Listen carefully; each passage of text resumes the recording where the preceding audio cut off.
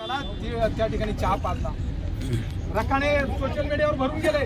अमुक साहेब आले होते, केंद्राचा कनवाळू सरकारनं त्या साहेबाला पाठवलं, साहेब आपल्याला त्या ठिकाणी नक्कीच मदत देणार।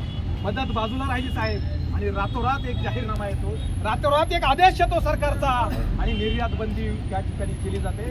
आणि 40 रुपयाच्या आसपास पोहोचणार होता आमचा कांदा, 8 ते 12 रुपये किलो विकू राहिला। आम्ही करायचं काय हा प्रश्न तुम्हाला आहे, आम्ही करायचं काय? साहेब तुम्ही आहात, तुम्हाला 80,000 रुपये महिन्याला पगार पडणार आहे, आणि तुम्हाला पगाराच्या दिवशी कळलं तुम्हाला पगार आहे, तुम्ही काय कराल साहेब? काय कराल? बरोबर 10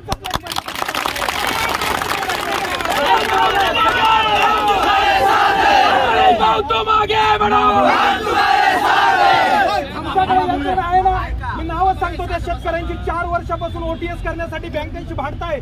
बँकेच्या नजरेत दाखवून दरोडेखोर आहे, आमचं सिव्हिल बसत नाही। त्या शेतकऱ्यानं सन्मानानं त्याच्या घरातले दागिने विकले, त्या शेतकऱ्यानं सन्मानानं पाहुण्याकडून पैसे आणले, 32 लाख रुपयाचं ओटीएस केलं, आणि रातोरात गारपीट झाली, कांदे गेले, द्राक्ष गेले, आणि त्याच्या पाहुण्याचे इकडं जे कांदे होते, पाहुणा म्हणे घाबरू नको, पाहुणा मीच आहे त्याचा। मी म्हटलं घाबरू नको, आपण तुला मदत करू, आणि माझ्याही कांद्याचे पैसे होणार नसले, मी त्याला कशी मदत करू? तो शेतकरी बोलत सुद्धा नाही, मला त्याचं नाव घ्यायचं नाही।